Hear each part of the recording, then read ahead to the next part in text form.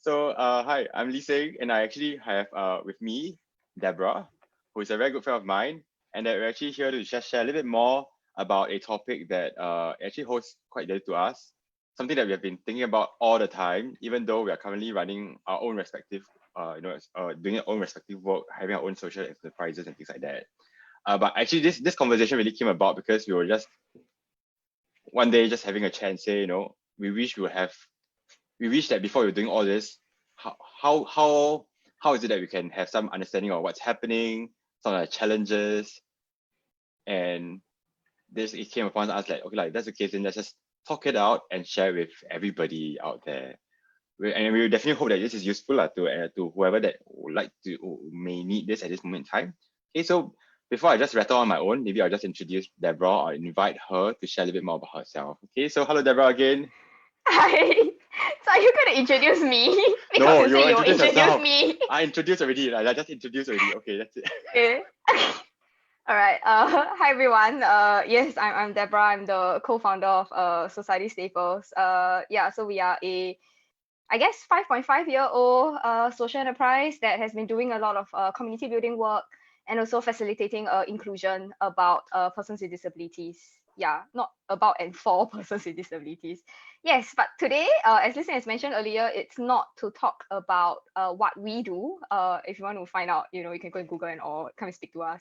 But today is really to draw back the focus on what are some of the things that we wish we knew before starting our social enterprise, and perhaps also like along the way, were there like what were some of the things that we also wish we knew that would probably help us or supported us in our journey a bit more. Yeah, so I guess that's really today's convo. And for those that are streaming in, hello, welcome. I hope that you'll find some sort of Welcome. value and expect this to be like a super fun casual chit chat, because Lisa and I are actually really good friends, so I'm really looking forward. And this will probably be like one of my most favorite, I don't know, this kind of like online Zoom chat Hopefully, we thingy. don't say so okay. We're Yeah, just okay, I'm just giving we're- Lisa stress, but okay. okay. But we already promised we'll be as candid, we'll be as honest as we can to make sure that this is really, really what we want to share with others. Yeah. So that's about that, I guess.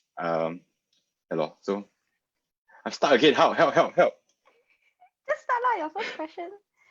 Well, I guess we can start talking about where were we when we decided to set up our social enterprise, and like what actually led up to that, because those that encompasses the starting journey of what we wish we knew.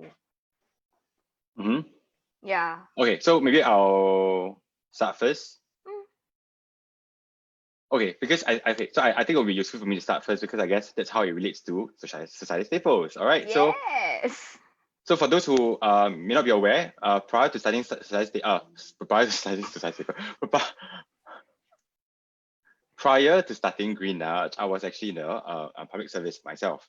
Okay, and then where I was doing, it was really very different from my current work in the environment. I think I was doing a lot more on policy matters. And I think what came to me was that while the exposure was really, really good, I felt that in order for the policies to be effective as well, I think it needs to be supported with, work from the ground, from the man on the street.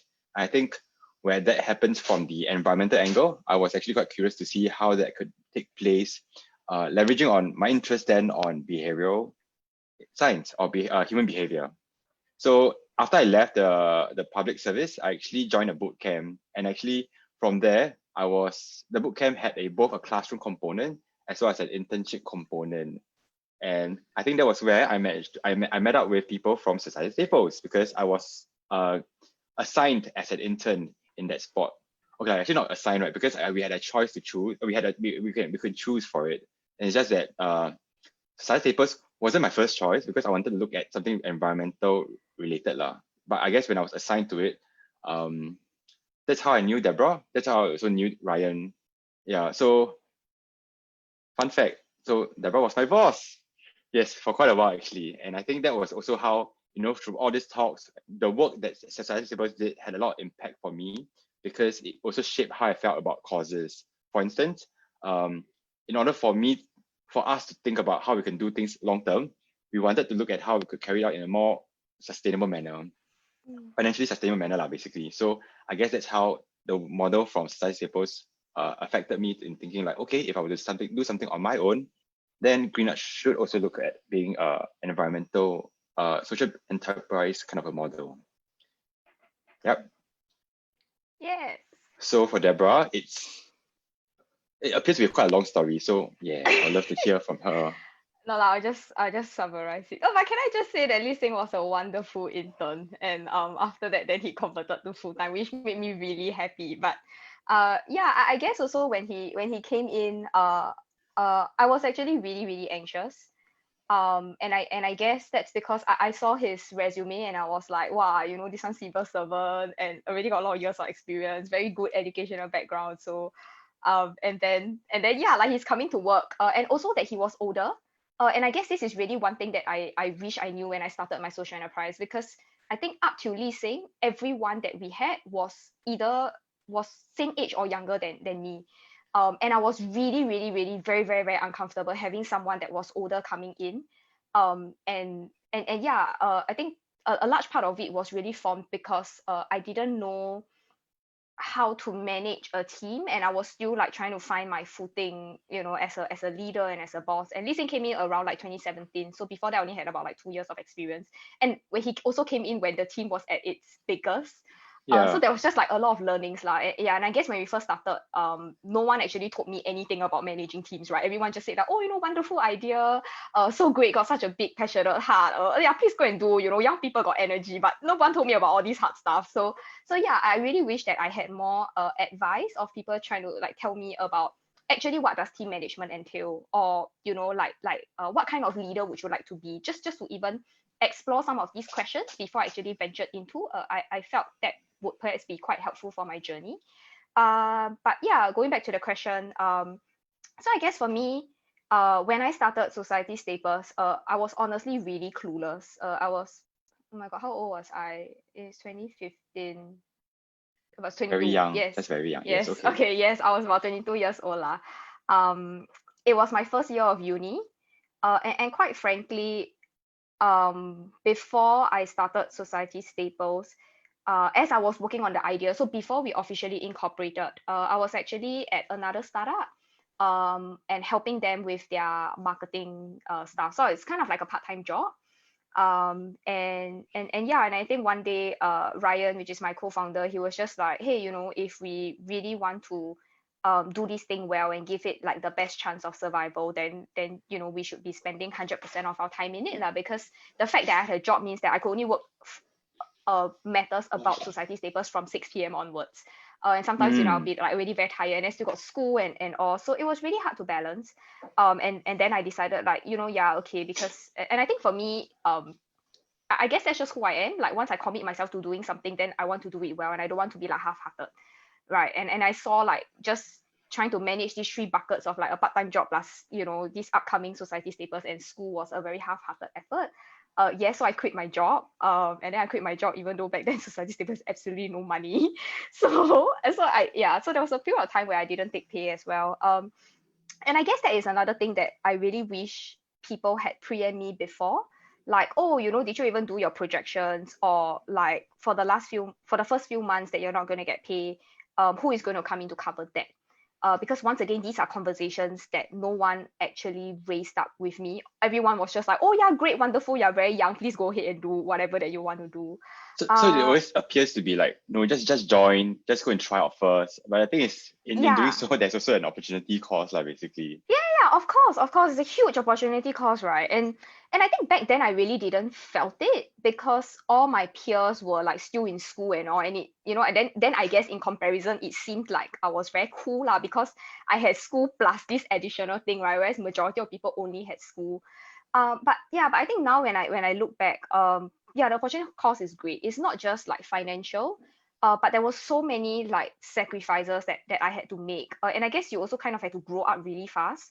And really, these are once again things that people don't tell you. They just say that, oh, you're very young and you have such a passionate heart, so just Or go you forth will and learn like on the you conquer. will learn on the go, that kind of thing. Yeah, which I mean, it's not wrong for them to say that, because it, at least for me, that's my reality as well. But I don't know. I guess for me, I would just love to be preempted a bit more about what are some of these like practical concerns that I should be mindful of lah. But thankfully my family is quite well-to-do, and I guess that forms a very large part of also why I'm able to do whatever that I have been doing, right? Because if my financial background circumstances were different, then this is really definitely not even something that I can probably think about, right? It'll probably just remain as a dream.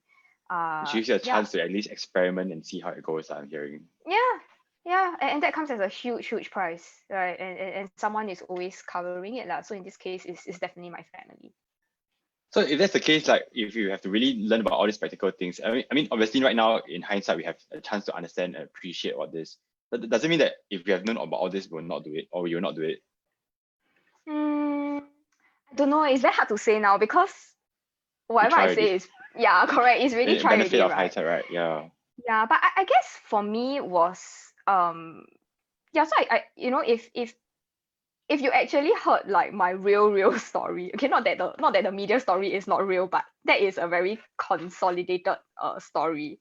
But if you really know, I think back when we first started Society Staples, at that point of time, I was already bought into the course, but I don't think I was at a stage where I was like, wow, I really own it and I really saw this as like my life work. I was still like, Mm. okay, I mean, I'm still in school, don't really know what I want to do, thought that I will still take the very conventional route to climb up the corporate ladder after I graduate. And this opportunity just came.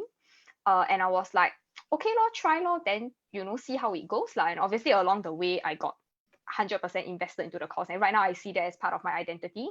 But really right at the beginning, like there really wasn't this passion. I guess it was just more like also a responsibility and a commitment thing, where because we have already participated in like one or two competitions before we officially incorporated, and since I was really like talking about it and pitching about it and people were very supportive, I was like, okay, then I think like need to put in effort lah, otherwise then if not, why even bother trying right from the get-go. So if I'm somebody right now, like who is actually taking this step to consider either just even not just about looking at a social enterprise, even just doing a next major step in my life right now, whether be is it a change of career, after I graduate right now, what I'm going to do. It's the same kind of situation I'm hearing right now. It's just that huge uncertainty that's coming along. There's this like, oh no, what if I fail? What if I don't like this ever again? Or what if I Mm, do this right? It's meant to be my interest, but if I depend on this for my livelihood, it's actually not as interesting. So then how do yeah. then what do we do, guys? Like, do we just tell them like, yeah, this is what's gonna happen. You go and do your pros and cons, and then you go and measure out whether does it make sense, and then you go along. I don't think there is an easy answer or even like there's one answer to it, right? Because different people make decisions differently and all Differently. our circumstances are once again different. Yeah. But I guess for me, um, I don't know, right? Because I guess my journey is I stumbled upon the passion as I continued to do society staples, right? But for some people, then they must know like their passion first before they go and start anything. Yeah, and I think for me, because responsibility forms such a large part of my values and as well as commitment, right? I don't actually need passion to start, right? I can just start. Yeah, so I guess that was really what happened to me in this case. But for other people, I would say then you probably just need to find clarity on like why are you doing it, right? And I can say that passion is like one of the more common reasons, but It's not the it isn't like only the only reason. reason. Yeah, Yeah. precisely, right? So if you're telling me like, oh, like okay, like for instance, I would say I'm a tech idiot and I absolutely hate tech. I'm very resistant towards it. Don't really want to like learn about it. I mean, I know I can basic stuff verify. lah. Yes, right. But other than that, like I really don't want. But I mean, if one day I feel like, hey, tech seems like something that I need to learn now based on the current global trends and all of that, and an opportunity springs up, I would probably just be like, yeah, okay, I don't like tech, but let me just go and try lor and see like where that takes me. Yeah, Mm. and I guess that's how I make my decisions. But I'm also wondering like if I had more clarity back then when I first started or before I first started, right? And people actually ask me questions like, oh, but who would you like to be, or um what when you talk about your life work, what does that truly mean to you, what does it signify? I don't know if those questions would change the decisions that I've made, But yeah, but it's just interesting to think about lah. But we will never know the answers, right? Because I'm already here 5.5 Yeah. years later. Yeah, I guess it's really about then what would somebody who is at that point of questioning do? Like, does he or does she just give it a shot blindly or just try it out? Because for myself, even when I was jumping into this and even working with society papers, I also had no idea what's going to happen after that as well. To me, it was like, Mm. oh, it was going to be a 3-month internship and then, oh dear, I have to find another job. And I think it's just that I gave myself some time to just experiment. So I guess my own kind of a conditioning here was that, okay, I'll agree to myself that I'll give myself 1 year to try. However, that 1 year goes, don't worry, we'll see how that works out. It's just that as we move along, things move along, things kind of just fell into place. And of course, when you look back, it actually connects all the dots together. Yeah. So I suppose instead of trying blindly, it's really about just trying to navigate around with a bit of certainty. How do you say is it kind of a go with a bit of that flow, but don't go with it blindly, but also give it some measured, go with it a bit with a little bit of broad directions. Yeah, I think that's quite a nice way to put it. And really like just okay, I know it's very easy to say lah, like just go ahead and like explore and experiment. But I guess that is really it because you can keep thinking about it and yeah, you can keep wondering. But I think if you don't try it yourself, it's really difficult. And I know of like many youths, because I mean both Lee Sing and I mentor, a lot of youths and we have interns as well. And I know that many of them are actually at a stage where they're figuring out like, oh, even like what courses to take in uni or like after uni, where should I go? Or during uni, like in my holiday, should I be taking like internships and what kind of internships? So there's a lot of all these like questions. And I think what I realized is they would go and talk to like many people to try and get some sort of sensing and data on what they should do. But ultimately, it's really up to you, right? Once again, there is no like one right way or direction. And yeah, you really just have to go and explore, or you really just need to embrace that there will be uncertainty and things may not shape up to what you want or what you expect. So yeah, that can even be like you manage to get an internship slot in your dream company and then you realize that like, oh, actually it's not so dreamy after all, right? It's not what Mm. you wanted. And then you just got to roll with it. I guess that's just life lah. And I guess this is how we learn, and this is also how we just move through different seasons. Yeah, I like the word seasons lah rather than phases, because phases sounds like it's very fixed, like oh, now is your youth phase. But even within your youth phase, there is so much diversity and there is so much different, once again, seasons that you go through. Yeah, so I really like the word season. And I started to look at my life like that as well. Like, oh, I'm not right now, this is my season. Like that, then is my next season. I'll try to name it just to kind of sense make my journey to help me to better understand like where I am today is because of the accumulation of all these experiences. And I guess that helps a lot just with my personal growth and also trying to figure out, oh, then what would I like to do next? Yeah. So that were the questions that were being asked helpful then? I guess I said were questions being posed by others helpful in getting that reflection, getting the insights.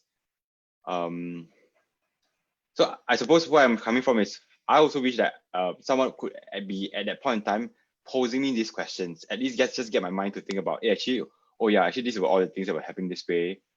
The fact that actually you have multiple options, and that the fact that Singapore actually has a lot of opportunities. I think while we always think that actually Singapore, oh, it's very stressful, it's also very limited in choices. But I've now come to also appreciate that, oh, actually there's so many things that is happening in Singapore. And again, this is something that when we were talking to, when I was talking to Debra as well, we found out that actually we can complain, we can rant, but the fact is, when we now see the opportunities that's presented to us, there were really, really quite a lot more compared to, let's say, uh,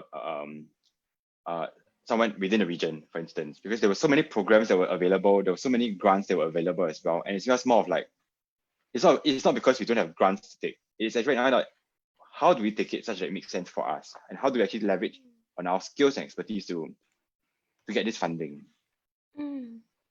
Yeah, completely. I was just this was like a couple of weeks ago and I was just talking to Lee Sing. And I mean both of us have once again been fortunate enough to not just go for exchange programs in the region, but even beyond the ASEAN region, right? And I must really say that, yeah, for all the complaining that we do, I think sometimes because we are in Singapore, we don't actually realize how much opportunities we have.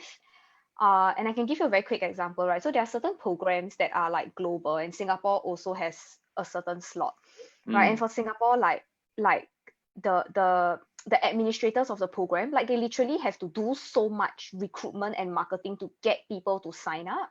Whereas like the same program in the ASEAN region, whatever country, besides Singapore, we are talking about like hundreds, sometimes even thousands of applicants, right? In Singapore, like for us to even get like 100, it's already considered like Huge super super super success. good. Yeah, right. And when I hear and when I speak to them, because I've been on that program before, and when I speak to my ASEAN peers, and I ask them like, what is the process that you had to go through to come to this, right? They literally had to go through like 3 to 4 rounds of interviews, and Singapore one is really just like a half an hour like interview, and then that's it, right? You're Because done. the pool is, yeah. So and I think, to a certain extent, I guess that's why the youth in ASEAN, and I'm not discounting youth in Singapore, right? I mean, we are hardworking and all, but I think the youth that I have met in ASEAN, at least, they are a lot more driven.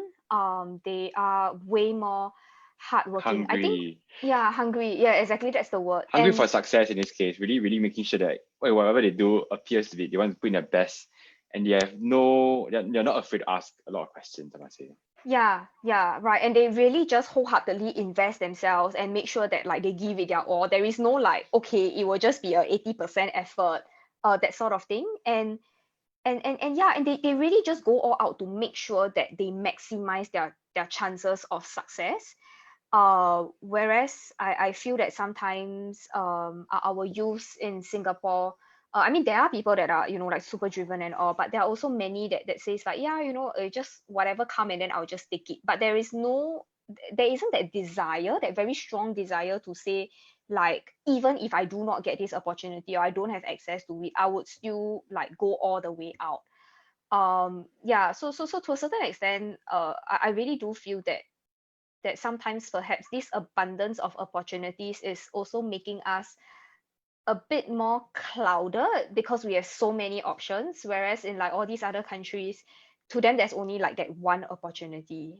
If not, they have to create it their own. And I think that the beauty of it is, in Singapore, given that we have abundance of opportunities and there is already a lot of options, it still may not be for everyone, and you still may not, have access to it. I mean, no system is perfect, right? But you can create your own opportunities. It's, once again, it's very easy to say. I know that, sometimes, yeah, there's just a lot of systemic barriers, but the yeah, I guess, being a bit idealistic here, I would like to believe that it is possible. um and a lot of times it's really the social capital and the networks that will see you through. Mm. Yeah. Like, I guess it's just making me reflect. Like, actually, there were peers who went through programs who telling me that actually they applied for 5, 6 times and they got it. And I was like, Mm, ah, so yeah. it's quite scary like, actually sometimes. And okay, like, I guess it's also because many of us at a level, at an age where we say like, okay, I need to settle down, or I prefer to do something that's a bit more stable. Then it might also mean that actually we don't really are on the lookout for such opportunities. But the fact is, other people are also still keeping up to try and learn different things, or just to try and how to say, even if they encounter failures or encounter some kind of a rejection here, I think they just say it's okay, I'll just try again. And I think that's something that I wish I can just I would have also known, like, it's okay. I mean, I most just try again. What's there to really feel? What's there to really think about, or to feel afraid of? If my current job, or if I'm not actually doing what I'm doing right now, and I can still go back to uh I could still potentially head back into my previous role or of work itself. So that failure in that sense is actually just imaginary. Yeah, no, but I must say that failure is really very real. I Yeah. mean, even for me, right? And in our society, yeah, it's not something that, okay, we have definitely started talking about failure a lot more, But the I don't know, I guess it's the shame or the humiliation that comes with it. It's very, very real, right? And failure is very painful. And I don't think that we actually do know how to handle or even manage or grapple with just even thinking about failure, much less when the failure actually comes, right? And many people have very tight, I guess, definitions on what they would define as failure. But yeah, I have also been on this journey, and I guess I started to just look at my failures as learning. So like like really what are you learning out of this, or what is this whole incident or situation trying to teach me, and then how can I use that to get nearer to where I hope to be, or who I want to be in the future. And I guess, at least for me, I've come to a space where I can make peace with that, so I no longer beat myself so much over failure. But I still do have a lot of peers that does that, and it really does pain me quite a fair bit. And I hope that as a society we can be a lot more compassionate and kinder towards how we look at failure, and even how we talk about failure. Okay, so the one thing that I really appreciate what Debra is doing is that because of the current work that we're doing, right? Sometimes the failure in my lens is actually just a pause or some sort for others as well. And I think what happens is when Debra points out to me that, right, it actually just kind of changes my perspective. And I'm like, oh, okay. Then I just kind of move along with that. And I'm just wondering, how does that happen for others? Let's say if you encounter an issue and a challenge, for instance, how do you actually get the support? How do you actually even raise this to friends who could actually lend you that listening ear and just to help you out as well? Because again, I'm hearing, and I think this is something that we are also quite concerned about, which is that everybody seems to think that you only have one chance in doing something. And while that is true for certain things, it doesn't mean that once it goes past, right, then it's forever gone, or that you can't succeed or you can't do anything else. And I think that's where we're trying to say, like, hey, how can we actually get people to just talk about it, and it is perfectly fine in talking through. It is also probably helps to eases your thought, your emotions as well. And I think that's where we're trying to talk about it being compassionate, trying to hear each other out and trying to listen. And yeah, I think that is the portion, I guess, when we talk about all this, we are always like, how do we now that we realize this, how do we share with others? How can we get people to realize that it is not the end and things like that? Yeah, so this is like another thing that I really wish I knew when I started. Then I guess my journey wouldn't be so painful. No, so like, even all this language that I'm using, and all this like reframing of my perspectives, it is really made possible by my mentors, right? And once again, I am extremely lucky and privileged to be, in many programs that has given me access to wonderful, wonderful mentors. And I think when I first started, right, I knew who and what were mentors, but my only sense of mentors were like, oh, they'll just come to talk about your business, like, and you can think of them as like business teachers, I guess. So like, or like tuition, right? So they will come and then, like, look at your spreadsheet, or like look at your business idea, and then they'll go like, oh no, it's not very good, the numbers must be higher, need to like expand, whatever the case, right? And I guess, like, for the first 2 years, that's all I use my mentors for. So like, I only went to them for business related Formal questions or stuff. problems. Yeah, like very formal, and the relationship was also very formal. And I think, like, yeah, somewhere along the line, I definitely had a lot of like ups and downs. So I think it was one of my down periods that my mentor noticed, and then that's when I started to open up a bit more about the personal side, and like how I was struggling, and how, like, whatever that was happening with the business was affecting me on a personal level, right? I was facing burnout, I was not very sustainable, and I just didn't know how to get myself out, right? And it didn't help that when I went to the internet to try and like seek for answers, like, a lot of them were just like, oh, if you're burnout, then just take a break. Then I'm like, I cannot take a break, but yet I'm in a burnout, but my company still needs to run. Like, and then they're like, oh, just take a walk. And then I'm like, yeah, like, I've been walking, but it doesn't help. Like, it's much, much deeper than just like, let me take a 3 hour like walk at Macritchie Reservoir, right? And I guess then that's when my mentor really started to support and help me with with just all these tools, just to allow me to even be more self-aware and just notice the patterns of like, oh, if this is happening, then I guess I am on the way to a burnout. And then how can I, just stop it, yeah, from actually happening? Or if I really, am in that space, then I do actually have, once again, the skill sets to get myself out of it. Right. And like this is really so important. Like I think there are mentors, like you can have mentors for so many different aspects of your life, right? So It's does not it just be, so it's not business. one mentor lah, basically. It can be Yeah, no, like I have different all mentors for in one different mentor. things. Yeah, and like I mean, your mentors are also human, and no human is like perfect in every single thing, right? Like your mentors all have different skill sets. So I do actually have mentors where I go to them for more personal stuff. I have mentors that I go to them for business, and even like for business, it's broken down, right? So strategy is one, marketing that could be another, right? If you talk about like marketing, branding, communications is one. If you talk about like operations, managing teams, then that could be another, right? So I think sometimes, and a lot of these relationships is cultivated over time. And I guess when you join like a lot of these programs, many of times mentors are just naturally assigned to you, based on, I don't know, the CV or like your interest. There will be some sort of matching mechanism lah. But I guess sometimes we must also just acknowledge that the relationship goes a lot further than that, right? So it doesn't mean if I'm looking for marketing and let's say Lee right now is a mentor that is very good in marketing, means definitely will be like perfect match, right? It's quite similar to like finding, your boyfriend, girlfriend, that sort of thing lah, right? You can have the same interest, but sometimes you still may not match.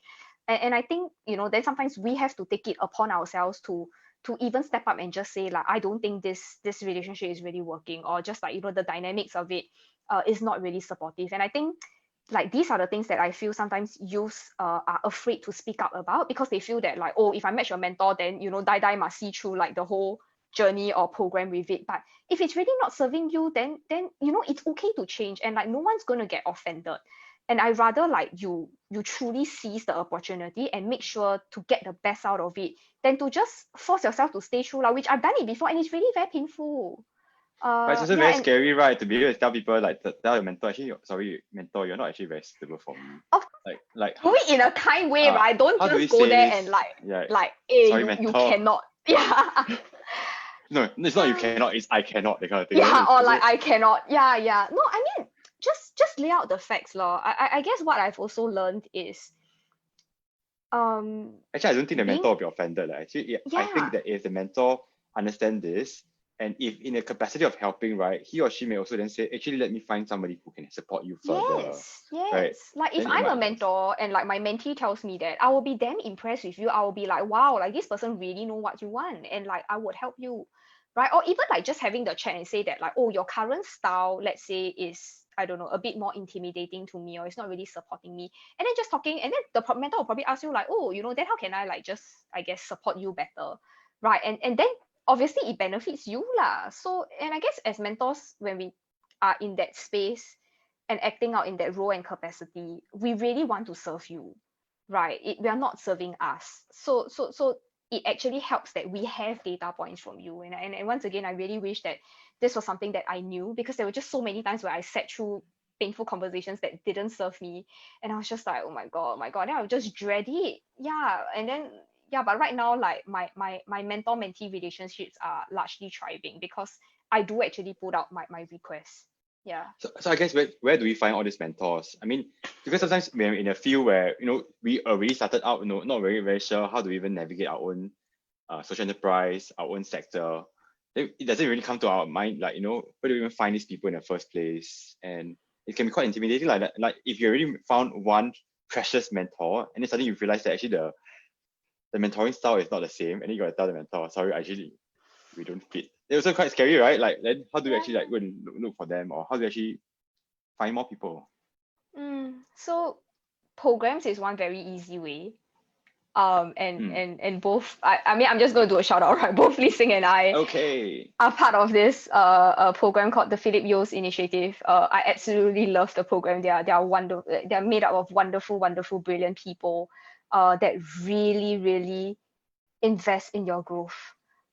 It is a program that is like no other, because once again, this program doesn't look so much on the projects that you have done or the business that you're running, but they truly invest in you as an individual. And I think when I talk about my personal growth, they are one of the programs immediately that comes up to my mind that has supported and even kickstarted my journey, right?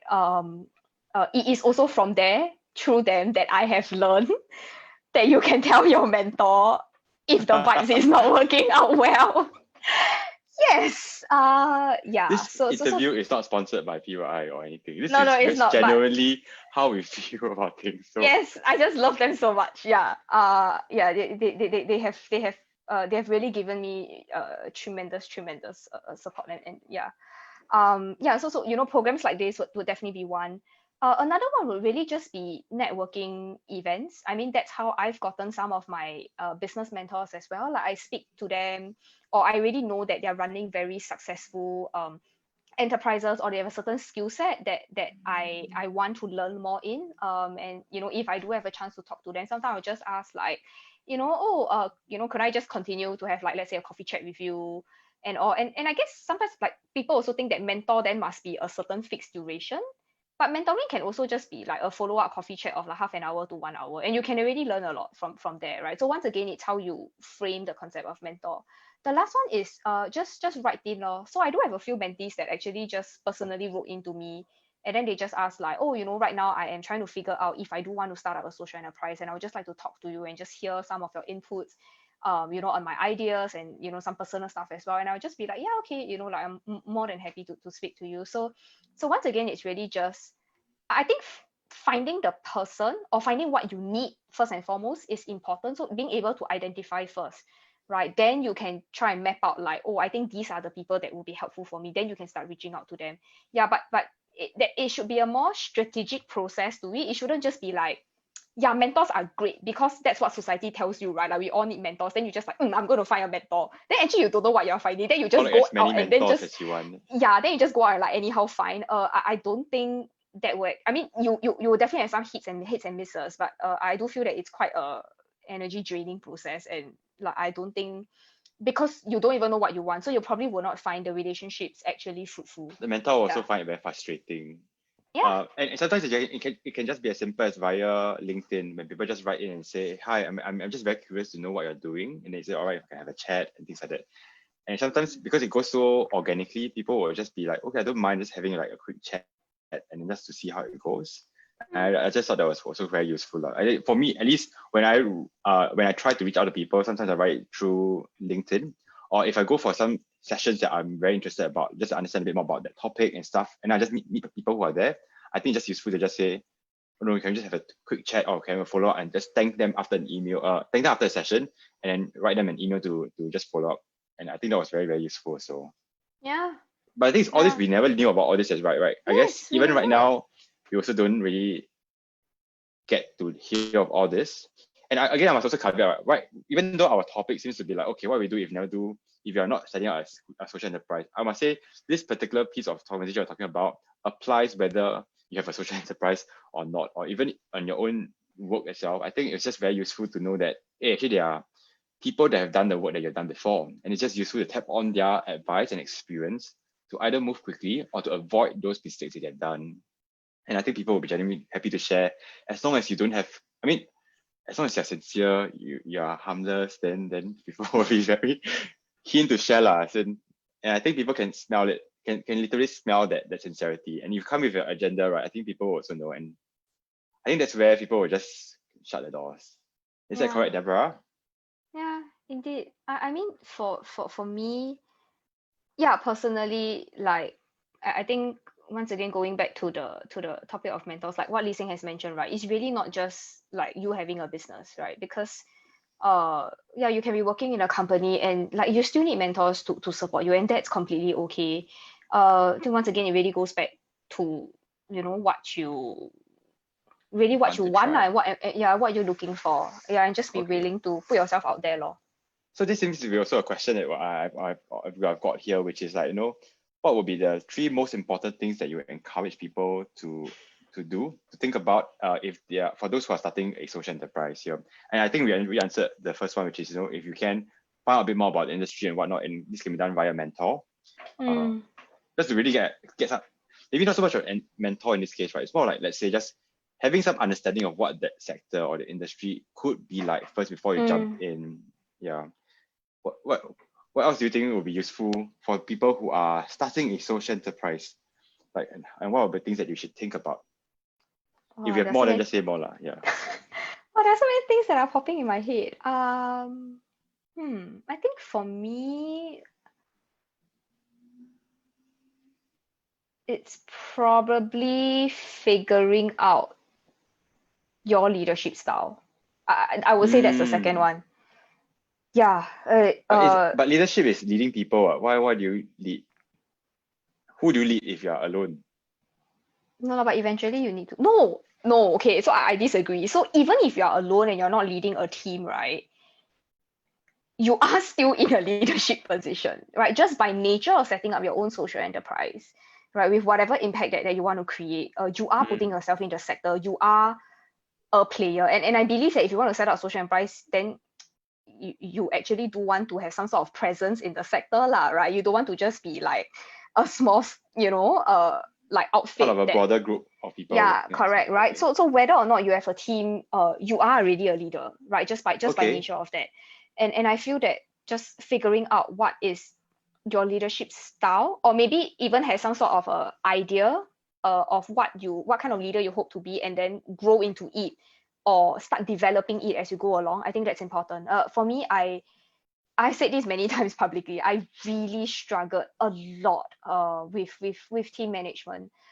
Even till today, right? I'm still learning a lot, and these are really, really, really painful lessons that I have to learn.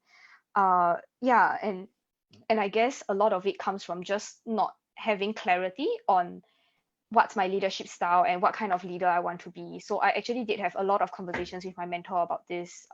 Right now I'm in a much better space. I hope so. Yeah, I feel like I am lah, right? So yeah, I really do think that at least for me, that was really something that I wanted a lot more support and guidance on right from the get-go. Aside Mm. from, all the very usual things that people will tell you, like, oh, make sure you got passion, or like, make sure you have an idea. I think like, yeah, I guess these are things that I really saw it as gaps in my journey, that were only covered or supported much later. Yeah. So that would be my second one. Do you have Okay. anything? Actually, I would just say have to take care of yourself. I think Oh, yes. we all Yes. just never sleep enough after we started doing this. But I think all the grants in the world, I thought I've gone away from writing a lot of stuff, but right now I'm writing even more things in the yeah. So I think it's just the Yeah. fact that understanding that when I'm doing this as a startup or as a social enterprise, and especially if you're going to do this alone as a start, right? We have nobody else to take care of the work. And so it's very likely that in order for you to see that things are moving, you'll push yourself further. And then you'll spend more time to push yourself further. And then you'll spend even more time doing so. And I guess it just accumulates to a point whereby either the body would indicate that it needs a break, or that the mind is also kind of very, very clouded, very tired. I think more importantly, when it all comes together, that's where burnout comes off. That's what really when we unknowingly step into a space where we are like, oh shucks, what's happening again? And then we deal with another set of unknowns here. So I guess Yeah. coming along, it's really about just understanding that, hey, as you're doing this, you probably need to find support. We talk about mentors, but in a sense, this is support in terms of recognizing your own emotions, your own energy, and also making sure that you have time to go and do, the things that you usually do in the past, like exercise, or at least have enough food. The thing is, sometimes we don't even eat enough, or we eat until very, very, we only have dinner or have lunch very, very late because we have so many calls, so many meetings. That's why Debra is still like Debra like that today. What do you mean by I'm still like Debra like that? Eh? Yes. No, but I must really, really, really second whatever Lee Sing has said, right? I guess the the way that I look at it right now is really just, I mean, the word that comes to my mind is boundaries. Mm. And I guess last time what I used to think about self-care is like, oh, okay, like official working hours, at least for society staples, is 10 to 6, right? So then to me it's like before 10 and like after 6 you don't touch work. And then I realized like that's just completely not possible. No, Because that's just yeah, something you put on your Facebook and that's all. But actually, everything else is you're just doing everything behind the scenes. yes, completely, right. And I guess also sometimes, like, because in the day you just have so many meetings, or like, you know, your staff needs to ask something, then you need to support them, do check-ins with them. So it's like your entire day is really just taken up by other people. And then when it comes down to like your own work that you're supposed to do, by then it's really like after 6 p.m. and you cannot not do your own work, right? Because otherwise, like, you're the one moving the company. If you don't do, then the company don't move, like, then the company don't move, then everybody got no salary, right? So you think about that pressure, immediately you are just like, oh my god, like, cannot, like, then I will force myself to go and work. So the way that I work now is, I flow with my energy. So there are certain days where I wake up, right, and I really feel like, well, I got a lot of energy, right, and I can just work for like 16 hours straight, right, and like on That is like still not good. That's 16 hours. no, but I will sleep like after that, right, and I guess, okay, so I'm still writing a lot of grants, fortunately or unfortunately, and I really hate grant writing, right? And I know that, like, if I were to write grants in the day, like, it just makes the process so much more painful. But if I had to do it at night, like, somehow I don't know, like I guess at night then I can write better. So I write Mm. faster also. Then I'm like, but it's also more productive, ma. So then in the day I will like sleep longer, like I will take afternoon naps, and then I will kind of, you know, pay back via working at night. So once again, I think just finding what works for you. And for me, I had to put a very hard boundary. I think somewhere in 2018, where I told myself, like, over the weekends, I know that I will definitely work, but I will dedicate one day to just not work. And when I mean not work, I really mean not work. Like, it includes replying texts, even though sometimes I still do, like, or like, I will even go and itchy back so I That's go just and open my email, con- right? But contradicting yourself. no, but okay, but at least, like, I'm not going to the office and I'm not like Mm. formally replying. So I may just read the email and then I will put it in the Okay, back of okay. my mind, but then I will be like, okay, you don't touch it until like Monday. And and Mm. and that has really helped, because I think since 2018, the moment I started doing this, um I never had any major burnouts since, like, till now, right? Whereas last time, right, is like every 3 months to 6 months, right, I will have like one like very, very, very, very jialat and bad like burnout. So, and when you think about the cost and the trade-offs, like every, like, you, yeah, and then every 3 to 6 months you get one major burnout and it literally takes you out for like the next 2 to 3 weeks. Versus right now, you just don't work on Sundays, or like half a Sundays or half a weekend day. um yeah, I feel like I'm a lot healthier, more sustainable, I'm happier as well. Yeah, so yes. Yeah, so I guess our answer is very unconventional. Like, people will tell you, like, you know, have passion and all those, but this is the real thing, right? Like, this is what you're here for. And This is what then, you're here for. If not, you can yeah, always this is just what go you're to here other for. Otherwise websites. you can just go to other like Like, okay, standard thank thing, you then very they'll tell much. you, Bye. yeah. So Yes. so even as Greenwich is doing sustainability, I'm starting to appreciate that besides financial sustainability, besides all the other sustainability, environmental sustainability, I think the one thing that affects me right now is emotional sustainability. So like really Mm, maintaining the energy to make sure that I can still go further. So I can't just be seeing like, oh, I need to keep chonging every single week to a point where I collapse and then I have to take a break and I do again. It's just not great, because if we need to continue doing the work that we do, then we need to be there to help others as well. And I think that we can only help others when we help ourselves first. So I think, yeah, that's again something that I wish I knew before. And I wish that if actually, I must say, if I actually knew that, I may not necessarily have started my work itself, because I would have felt that, wow, that would have been really quite hard. But and I suppose if that's the case, then what else can we do? As in, if let's say we didn't choose this entire role at all, if SS did not appear, if Greenwich did not appear, what would you have done? What would you have done in would it be in a private sector, public sector, people sector, intersector? What is it? maybe outer space. Yes. No, I don't know, right? So I'm just Mm, thinking, like, now I'm bringing myself back to when I was yeah. 22. Um, and I was already working in a startup, helping them with their marketing. And I took marketing communications in poly. As in, that was my specialization lah. So I guess I would probably do a marketing job, likely to be Okay. private sector. And I must also say that actually at 22 years old, I only knew private and public. I didn't even know like there was such a thing called people sector. Mm, yeah, Yeah. likewise. Yeah. So like I didn't even know that existed, right? Yeah. So probably private sector marketing. I mean, even till now, I love marketing, right? More specifically communications, branding, PR. yeah, to me marketing involves still a bit of like stats and like tech, and like, I'm terrible at numbers, terrible at tech, so yeah, maybe not marketing, but yeah, really more like branding, PR. Like I just like that. Yeah, so I'll probably do that. To me that was like my only interest, and I guess from school projects I also seem to have some sort of a natural flair to it. um yeah, so I'll probably be doing that law, because that's all I knew what. And then probably like So my only qualifications could open doors in that area lah. mm, uh yeah, so yeah, I think the that would be other very different because what you're basing on would be what you knew of. But let's say now mm, that you also actually know a lot of things that you've done in a social enterprise or in a unconventional way, you should open up other doors of opportunities that you never knew before. You could even be doing like what video production, doing all the other not as in the things that we never knew we linked from our previous job as well. I mean, I yeah, was thinking of right like if I didn't continue, if I didn't do this, I would go in the more I would have probably doing something a lot more relating to policy again, a lot more writing. mm, I may not necessarily like it, but I know that I'm good at it and I just do it.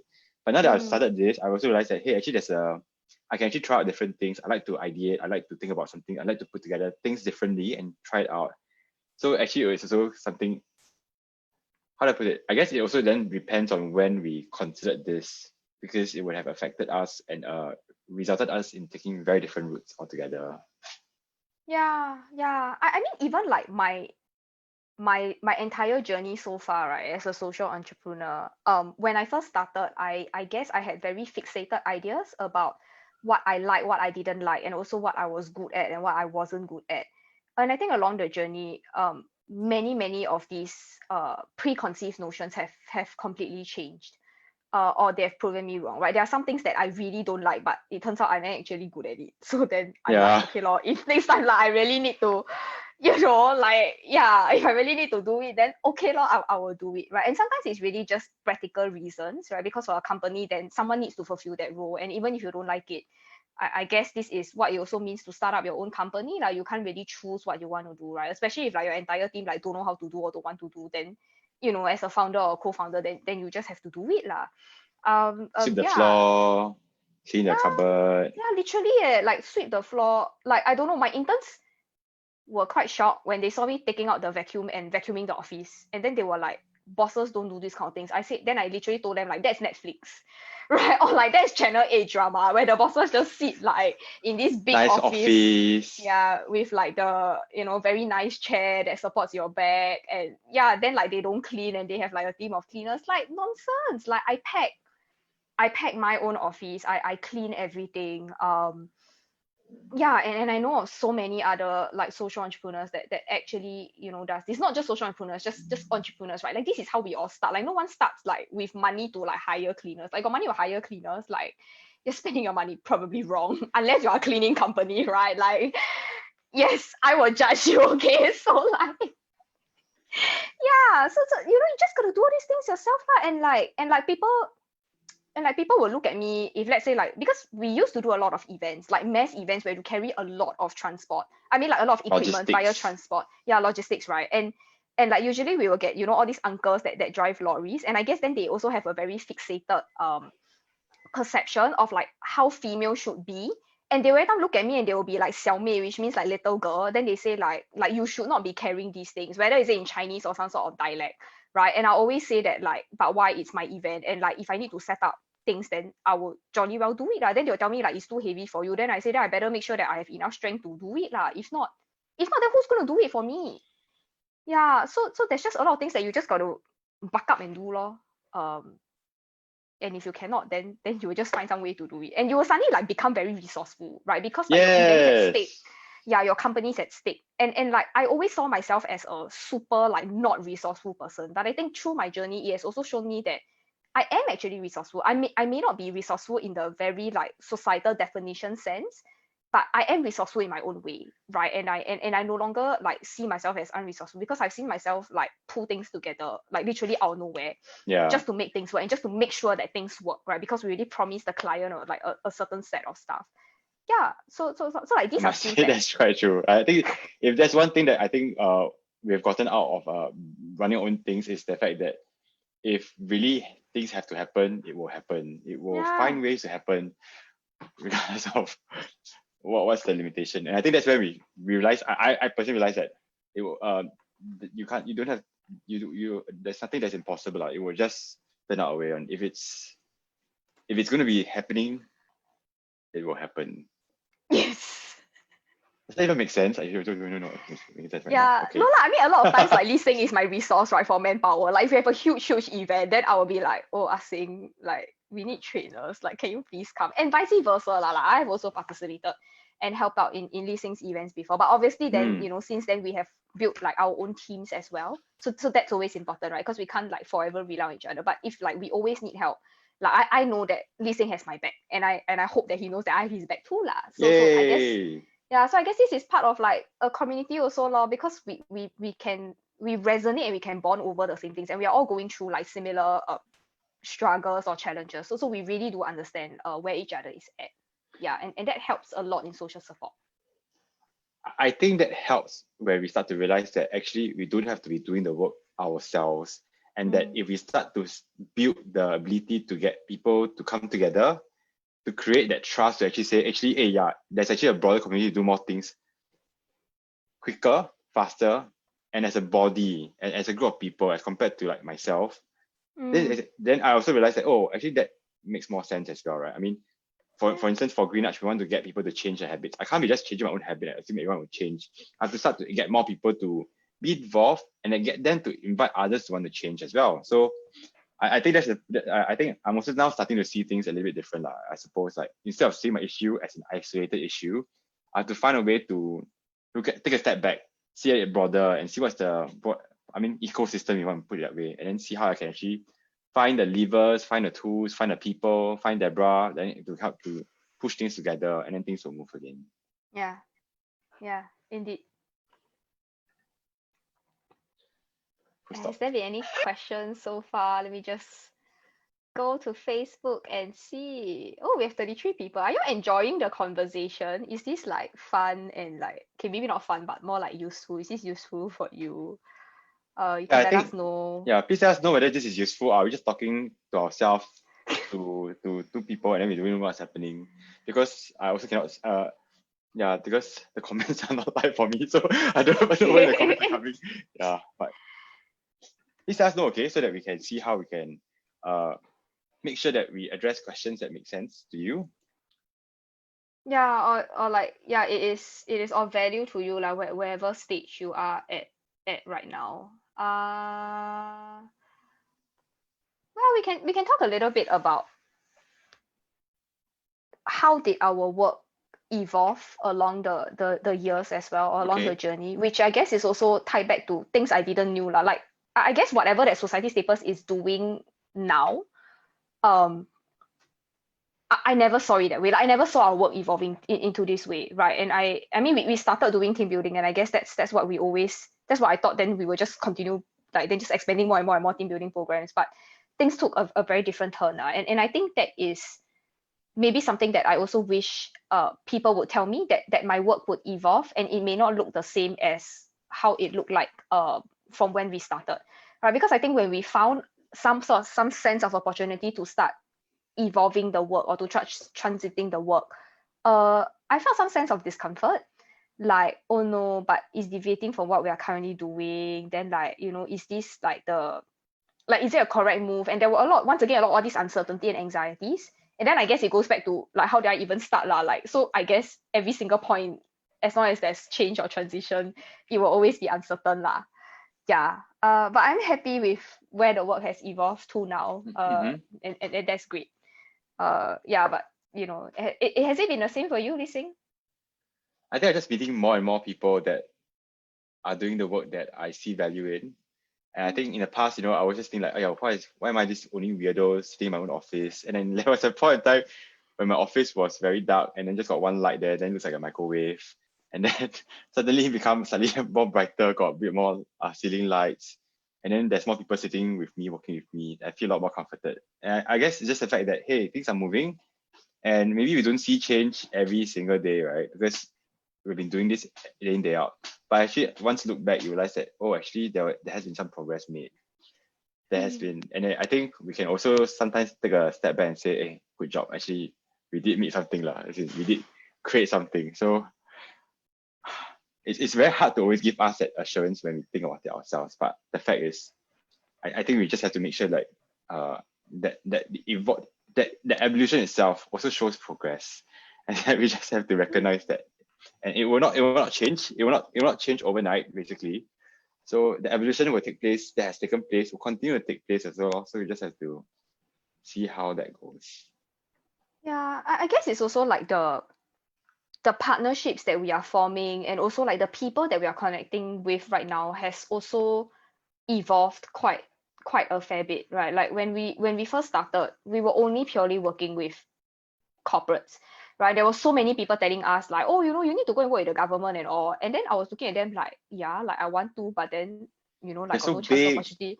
Yeah, like you think like I just wave a flag and be like, hey, government, I want to work with you, then they will kind of work with me, man. No what, right? And then yeah, but once again, so actually when I received those comments back then, I was very, very pressured because I saw it as like my organization had a huge gap, right? And I was doing something wrong, or like if everybody said I should work in government, then why am I not working in government? And after a while, I got very frustrated with myself because I saw myself as like, oh, that means you must suck lah, because like people tell you should be doing this, but then you cannot, then you suck, right? But now when I look back, I realize it's really just how businesses evolve, not just for social enterprises, but like just regular businesses or like any organizations, right? As they grow bigger and they gain more recognition and presence within the ecosystem, that more and more different like sector partners will come and work together with you. And I guess that's also one thing that I wish I knew, like there are certain things where you just have to write out that duration.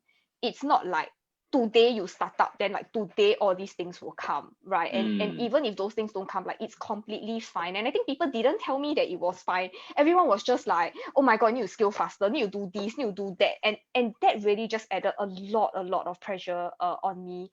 And I'm actually like happy that at the beginning we were only connecting with corporates, because like the way that you work with corporates versus the way that you work with the public sector is very, very different, right? And I believe that if I had the opportunity to work with them back then, it will probably fail lah, because like I don't understand their language, don't know how to connect with them, and all these skills I also picked up like along the way, right? And you really start to see and understand, like there's certain things that they say, but like you have to kind of read between the lines and all.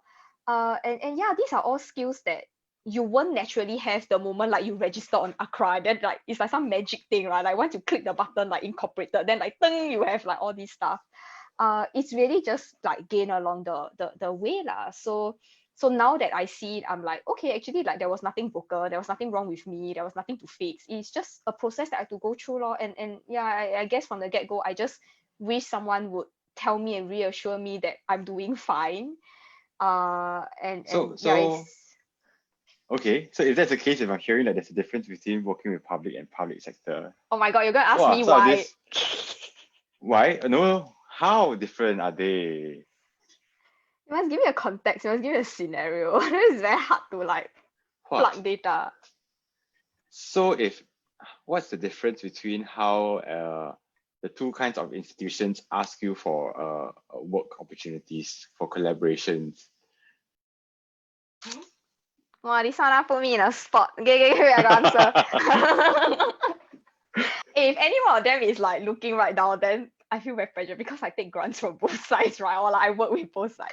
No. They are I mean, I partners would just, or partners. yeah, I mean, I would just lay out the data very objectively lah. I guess for private, the private sector, when corporations come to us, more often than not, they already have some sort of a vague idea or some vague sensing of what they want, right? And they believe that you are able to do the job, which is why they even approach you, right? So Yep.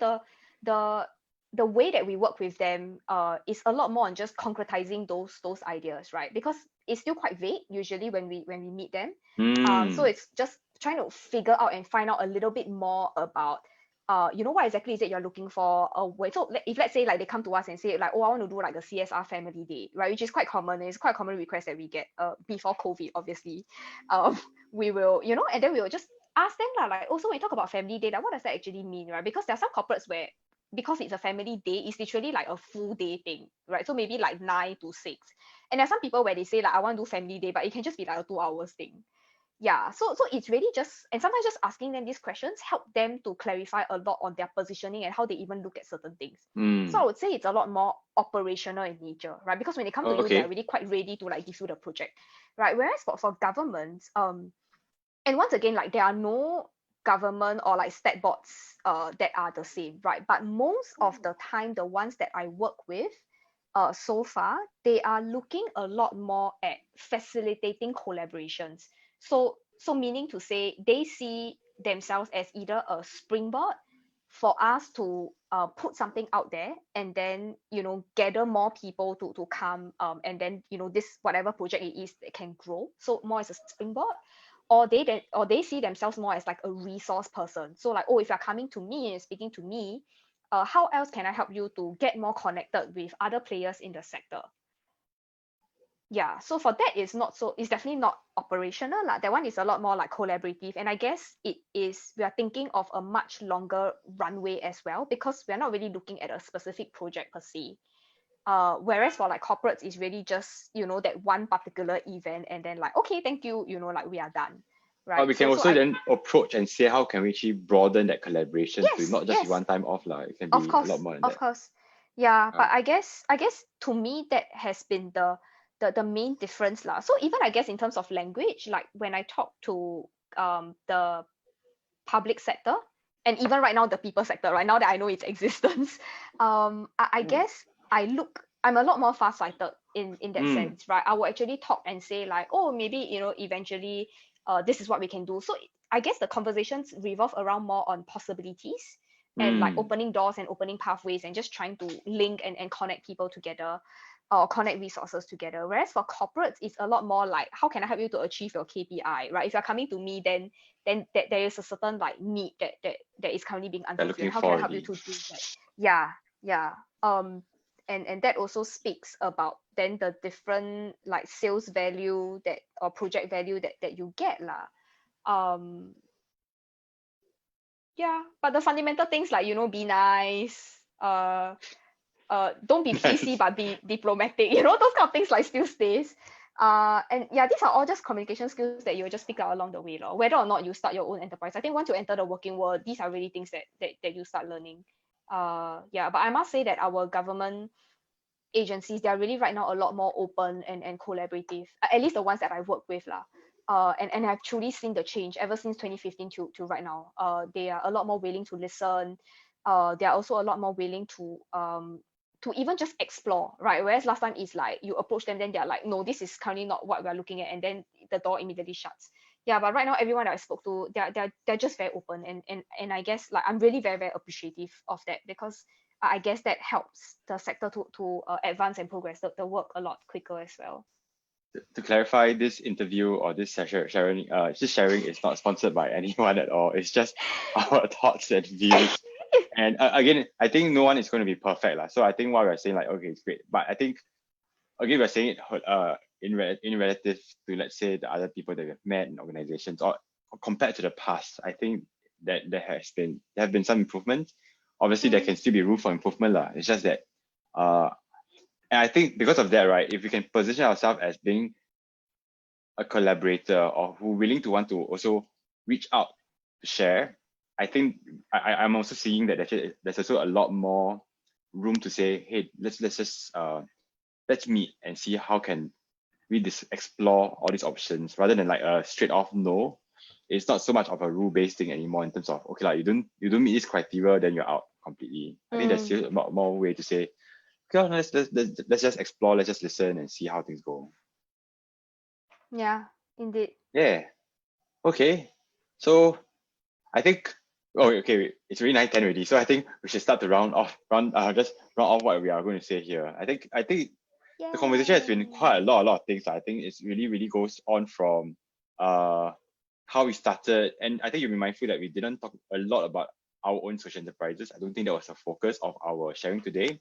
It's really beyond that. I think we talk a little bit more about how we see youths are like, and what we think, how we think we could also improve how we all work and interact with each other, basically. I don't think just a youth. I think we also see a bit of comparison with how Singapore is like versus others in the region. And we did actually our shout out for your initiative, which the application deadline is ending on the 3rd of August. So if you'd like to know more about this information, please go on to you can just Google it. No, but even like in the comment section, another PYI fellow, Jun Yong, has very kindly posted the link. Thank you very much, Jun Yong. You see, you can tell that we really love PYI a lot. This all happens organically. More yeah, information, so you can just go to our comments. Yes, you can just go and check it out, right? And then like increase like Green Nudge Facebook stats. Oh, is it? Oh, that one. Okay. But I guess we also try to really cover and share a little bit more about what we didn't do before what we would be doing if we didn't kind of set up to do our own social enterprises lah. So I hope that really shares a little bit more about our insights. Anything else that you want to share, Debra? Any other? As a rounding, yeah. As a rounding, I don't know whether I'm opening up a new thing, but I receive a lot of comments from youths who would always say, like, ask me questions like, oh, I care about many issues, or actually, like, I don't really know what I want to do, and like I don't have a particular issue that I care about. Like everything also can, and then I guess it means everything also cannot lah. Yeah, to me, I think we were just talking about this in the morning when we were preparing for this entire conversation. I think what is really important is, like, if you really want to do the work, right? Setting up a social enterprise, or even like creating your own ground up initiative, or whatever you want to call it, right? Whatever form and shape it takes, that's just a channel to do it. There are many other channels to do it. And I think what is important, and I think what we have identified, is you really just need to own the problem. Yeah, it doesn't mean that just because you don't have a social enterprise or you don't have a ground-up initiative means you cannot do anything about it, right? And I think, like, many people have said this, like, oh, volunteering is just one way, or like, doing this is just one way. But I think what people have not really said is you really just need to own it. Yeah, because you can set up a social enterprise, you can volunteer, every single weekend. But I guess if you don't own the problem, then you also probably will not like find all these ways and means to try and create some form of impact, or whatever So is what it does that you want to do. Own the problem mean? Like does it mean that I'm responsible for all the carbon emissions in the world? Like the kind of problem, or no lah. Wow, that one is a very heavy thing. No, please do not. cannot, right? So okay, so I think we're not talking about it figuratively. We're not saying literally that you must own the problem in a sense. I think what seems to be the case is, let's say if you want to take the issue itself, or if you like to try and tackle this issue, it can't just be that because you have hit a roadblock here and therefore you stop and just say that, just because this thing happened and therefore I can't make any change anymore. Yeah. What I'm sensing here is that if I want to see that change to happen, if option A has been tried and it didn't work, then I'll just find option B. And if I can't do option B, I'll try again and find option C.